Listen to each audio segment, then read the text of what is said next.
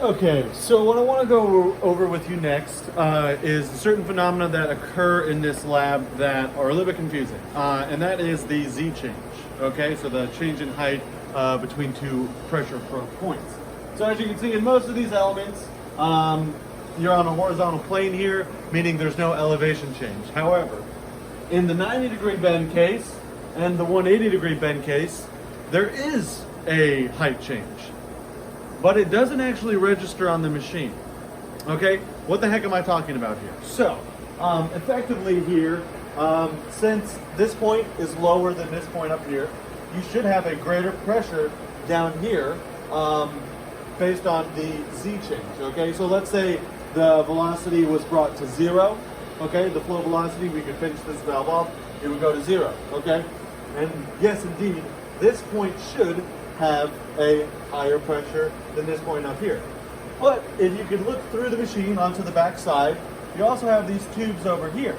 Okay, now this tube up here has water in it, and again, the pressure at the bottom of any sort of vessel, it doesn't matter the cross-sectional diameter of the vessel, it just depends on the height, rho GH, pressure. Okay, so because you have water in the line behind it, okay, you will have an induced pressure, okay, that is equal to the pressure that you should have gained from the height change on this side of this plexiglass sheet. So, this was confusing to me at first, okay? Now, I'll explain it again in a slightly different method. So let's say we have a tank of water here, okay? Let's say these gauges here are accurate, okay? So you have a very low pressure up at the top of the tank and a much higher pressure at the bottom of the tank, as you would guess, okay?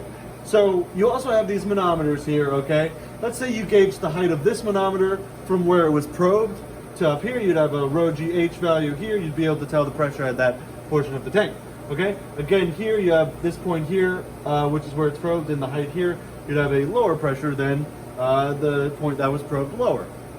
Now, let's say you start your scale on these manometers at the same point, okay? They would both read the same height, okay?